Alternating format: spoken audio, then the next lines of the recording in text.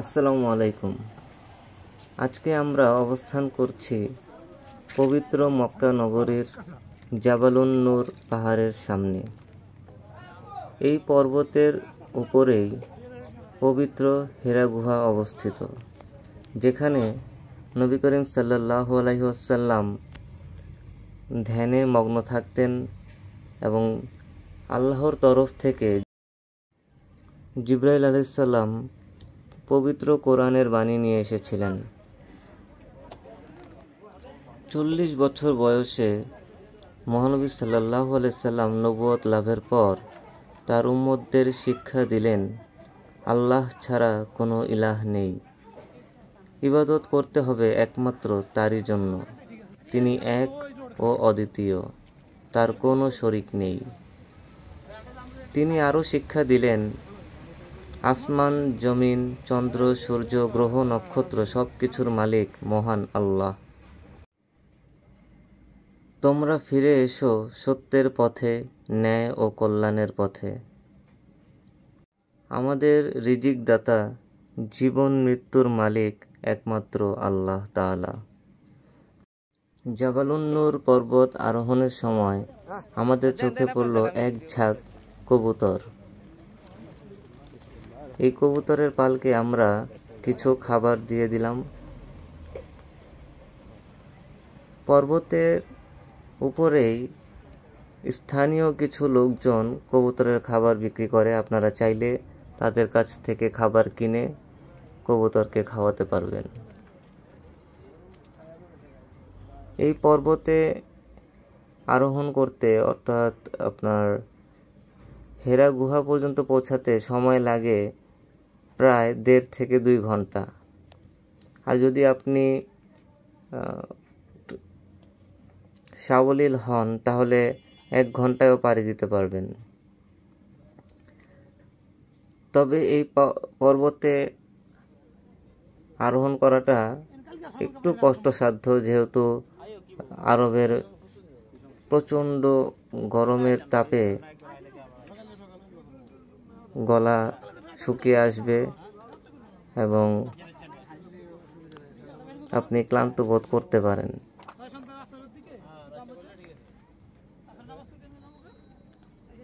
নবী করিম সাল্লাল্লাহু আলাইহি ওয়াসাল্লাম এই পর্বত আরোহণ করে আমাদের জন্য, পুরো বিশ্বের জন্য শান্তির বার্তা নিয়ে এসেছিলেন।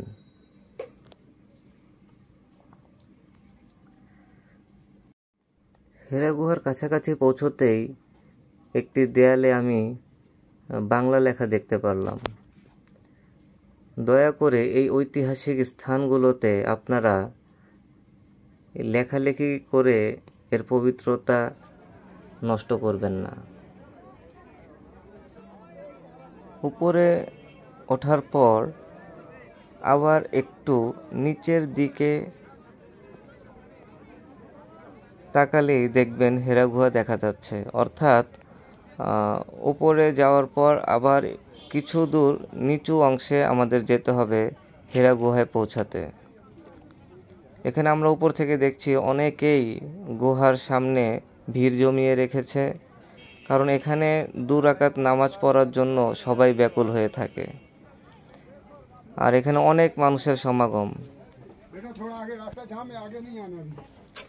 এখন এই যেই জায়গাটা দিয়ে আমরা প্রবেশ করছি, এটা হেরা গুহার প্রবেশ পথ। একটু হেরা গুহা যাওয়ার কিছু দূর আগের পথ।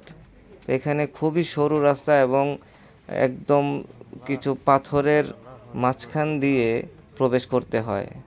এই জায়গাটা দিয়ে সবাই একটু সাবধানে যাওয়ার চেষ্টা করবেন। এখানে অনেক নারী পুরুষ সবাই মিলেই যায়, তো সবাই সেই দিকটা বিবেচনা করেই চলাচল করবেন।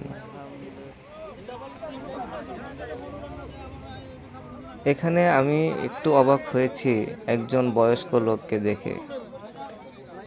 এত উঁচু পাহাড়, তারপরেও দেখেন এই বয়স্ক লোকটি কিন্তু এই পাহাড় অতিক্রম করে হেরা গুহায় এসে পৌঁছেছে। আলহামদুলিল্লাহ।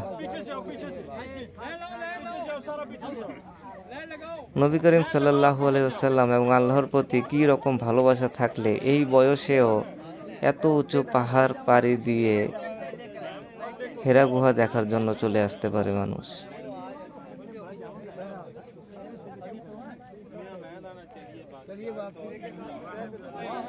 তা আমি এখন চেষ্টা করছি হেরা গুহা এক নজর দেখার জন্য এবং এখানে